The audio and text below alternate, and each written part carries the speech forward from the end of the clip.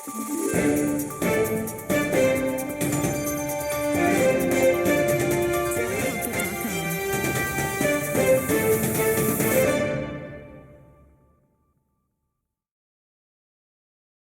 नमस्कार, मैं कौस्तुभ उपाध्याय। प्रखर खबर में आप सबका स्वागत है। दोस्तों, इटली में हुए G7 सम्मेलन में भाग लेकर प्रधानमंत्री नरेंद्र मोदी भारत लौट आए हैं। उनके स्वदेश वापसी के बाद इससे पहले कि विपक्ष उनके इस विदेश दौरे को लेकर कोई सवाल उठाता, खुद भाजपा के नेता सुब्रमण्यम स्वामी ने मोदी की तगड़ी फजीहत कर दी है।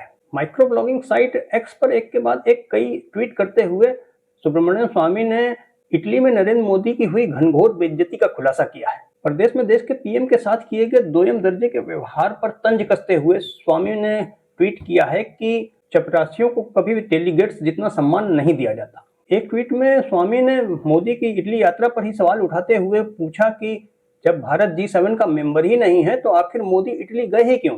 क्या एक दर्शक के रूप में तमाशा देखने के लिए?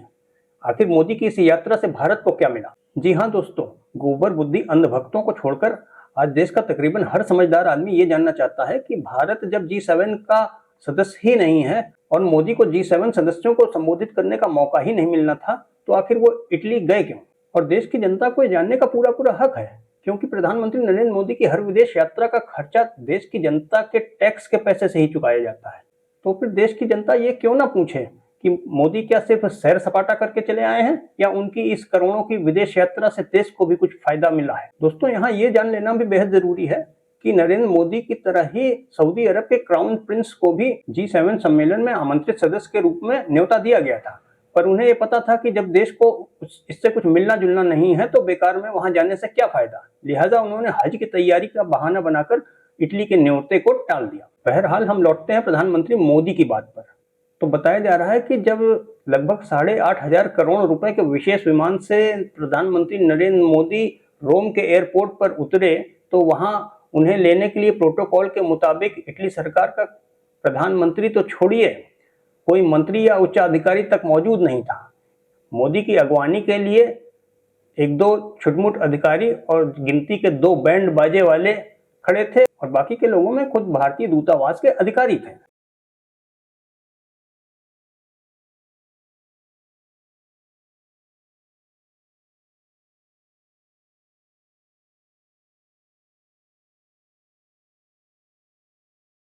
बता दें कि इससे पहले G20 के सम्मेलन में भाग लेने के लिए दक्षिण अफ्रीका जाने पर भी मोदी के साथ कुछ ऐसा ही हुआ था। वहां भी प्रोटोकॉल के मुताबिक दक्षिण अफ्रीका सरकार का कोई मंत्री तक उन्हें लेने नहीं आया था, जिसके बाद उन्होंने विमान से उतरने से इनकार कर दिया था।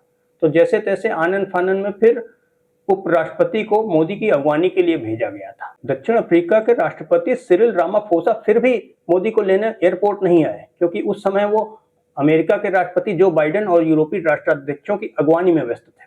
बहरहाल हम लौटते हैं मोदी के इटली दौरे पर।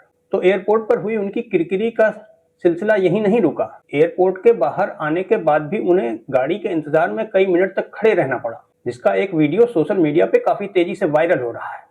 इस वीडियो में साफ तौर पर देखा जा सकता है कि नरेंद्र मोदी के काफी देर तक खड़े रहने के बाद एक अधिकारी आकर उनके कान में कुछ कहता है, जिसके बाद मोदी वहीं वेटिंग एरिया में जाकर एक कुर्सी पर बैठ जाते हैं।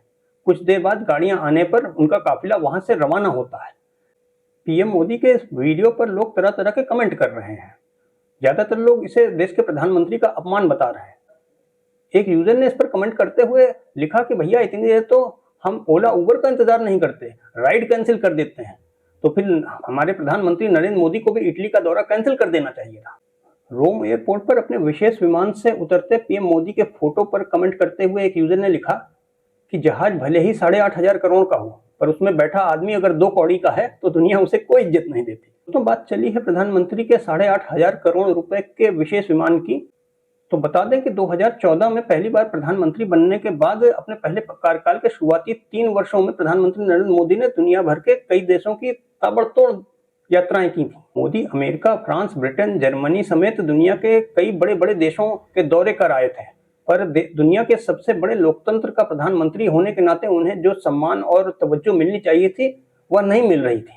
इसे देखते हुए पीएम मोदी के कुछ करीबियों ने उन्हें सलाह दी कि जिस तरह अमेरिका के राष्ट्रपति अपने विशेष विमान एयरफोर्स 1 से चलते हैं, उसी तरह मोदी को भी एक विशेष विमान से विदेश दौरे पर जाना चाहिए, क्योंकि ऐसे में उनकी ये आन बान शान देखकर ये देश उन्हें सर्वोच्च सम्मान देने को बाध्य हो जाएंगे।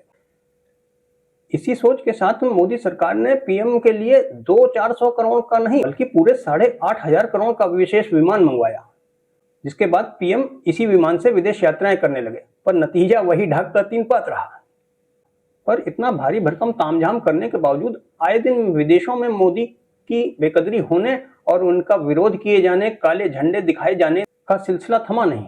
ये बात अलग है कि इन खबरों को दबाकर देश का डॉगी मीडिया और उसके दलाल एंकर और आईटी सेल के चिरकुट चीलर विदेशों में अपने तथाकथित विश्व गुरु का डंका बजने की खबरें दिखाते और सुनाते रहे। इटली दौरे का डंका भी कुछ इसी तरह से बजाया जा रहा है, अंधभक्तों के बीच इटली के प्रधानमंत्री और मोदी के कुछ वीडियो और फोटोज को सर्कुलेट करके। पर जब पूछा जा रहा है कि मोदी के इस इटली दौरे से देश को क्या मिला, तो इसका कोई संतोषजनक जवाब कहीं से नहीं दिया जा रहा। खुद प्रधानमंत्री कार्यालय या विदेश मंत्रालय ने इस बारे में कोई प्रेस विज्ञप्ति जारी करके या फिर प्रेस कॉन्फ्रेंस आयोजित करके कोई जानकारी नहीं साझा की है।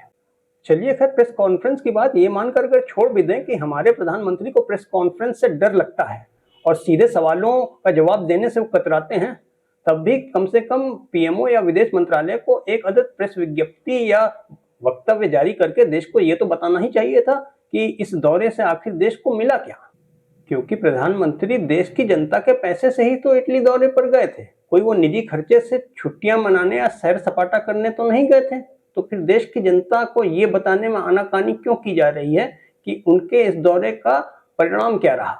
और ये सवाल कुपड़ अंधभक्तों को छोड़कर देश के हर पढ़े लिखे और समझदार आदमी के जहन में कौंध रहा है। तो फिर सरकार इस सवाल का जवाब देने से कतरा क्यों रही है। तो साथियों, आज के लिए बस इतना ही। इसी के साथ मैं कौस्तुभ उपाध्याय लेता हूं आपसे इजाजत। फिर मिलेंगे प्रखर खबर में किसी नई खबर, किसी नए मुद्दे और किसी नए न्यूज एनालिसिस के साथ। और अंत में एक बार फिर आप सबसे वही गुजारिश कि अगर आप हमारे चैनल पर पहली बार आए हैं या आपने अभी तक हमारे चैनल को लाइक और सब्सक्राइब नहीं किया है, तो तुरंत हमारे चैनल को लाइक और सब्सक्राइब कर लीजिए और साथ ही में बेल आइकन को प्रेस करके नोटिफिकेशंस को भी ऑन कर लीजिए, ताकि हमारे लेटेस्ट वीडियोस की जानकारी आपको तुरंत की तुरंत मिल सके। और साथियों, आप अपने कमेंट्स के जरिए अपनी बहुमूल्य राय और अपने कीमती सुझाव भी हमें जरूर बताइए, क्योंकि इनसे हमें आगे बढ़ने में दिशा मिलती है। आपके बेशकीमती सुझावों का हमें रहता है बेसब्री से इंतजार। इसी के साथ आप सबको कौस्तुभ उपाध्याय का नमस्कार।